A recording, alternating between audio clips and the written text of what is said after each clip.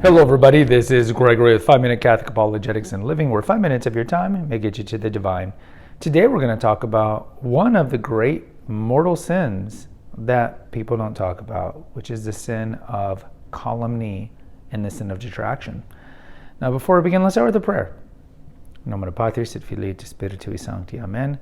Gloria Patri, Filio et Spiritui Sancto, secutor in principio, et nunc et semper, et secula seculorum. Amen. Drinking an Earl Grey black tea here. All right, so today we're going to talk about a sin that I think is pretty ubiquitous, that all of us certainly are guilty of. And I think when it comes to sins, I think most of us are like, well, I'm a good person. I don't kill. I don't embezzle. I don't do these really big things. But I think we forget about sins that used to be well known as being pretty bad. And now it's just like, And two of those would be the sin of slander or calumny and the sin of detraction, which is the sin of gossip. You're like, oh, Gregory, gossip, come on. Bravo says it's good. Television will tell you that gossiping and slandering someone's name is totally fine. Well, that Bravo and TV says it's okay.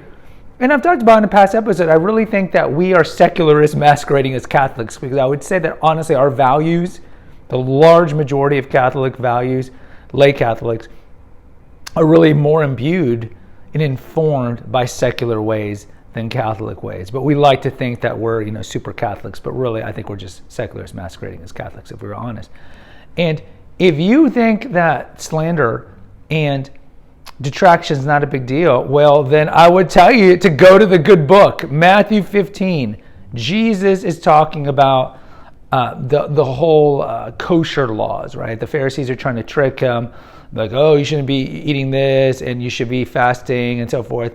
And then Jesus reminds him, it's not what you put in your mouth that contaminates you, what comes out of your mouth. And in that list of things that he enumerates in Matthew 15, I'll just read it for you.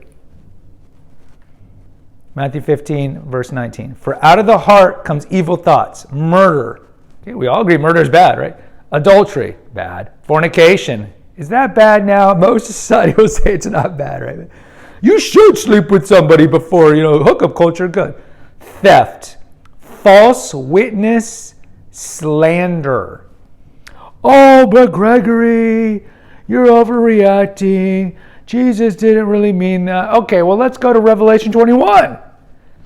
Jesus comes back, and again, he gives a list. And we have an episode just specifically on this list. I'll remember to put the banner up here. Maybe I'll remember. I'm not really good at remembering. Revelation 21. Okay, he gives us a list again. Who's going to hell? But as for the cowardly, the faithless, the polluted, as for the murderers, right? Murderers, of course, fornicators who are unrepentant, sorcerers, idolaters, and all liars, their lot shall be in the lake that burns with fire and brimstone. Liars. I mean, what is the life of calumny, the life of slander? Right? We're maligning somebody's name. What's the sin of detraction? Gossip. Both of these typically involve some sort of obfuscation, to use an SAT word, or some sort of lying. So again, guys, and there's other places in the epistles where Paul or Peter are enumerating lists of like who's going to go to hell. Galatians 5, right? Works of the flesh is a famous one. 1 Corinthians has one. And again, these are sins that we don't really think about. Our grandma would remember these words because they were taught in the Baltimore Catechism, the sin of detraction. But I think today we really don't think these as sins, but they are. They are. And look, I'm guilty of these things. Of course I am. But I've tried to be a reformed, good Catholic. And so daily now, I try to go out of my way not to gossip or talk poorly of anybody. Even if I feel like they deserve it, or it's somebody who slighted me in the past. You look at the list like in Works of the Flesh. Anger. Right? We should not have anger. We must forgive everybody, even those who've wronged us grievously. Holding grudges, it's very unchristlike, very uncharitable. And so we should make a concerted effort not to gossip and not to malign the names of others, even if they're doing it to us. Read the Sermon on the Mount. How are you supposed to treat your enemies? They're cold, give them a coat. They're thirsty, give them water. It's easy to be nice to your friends. You've got to be nice to your enemies. So even if they're treating you poorly and they're casting aspersions on your name, doesn't matter.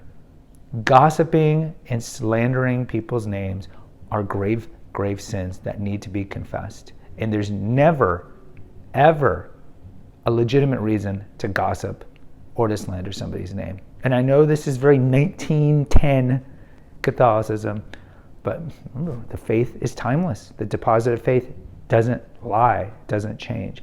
And we really need to make a concerted effort not to do this. And if you don't believe me, the Catechism talks about calumny and sin of detraction, gossip, as being very bad sins as well. Guys, post in the comments. I'd love to hear from you. Until next time, take care, God bless, and pray.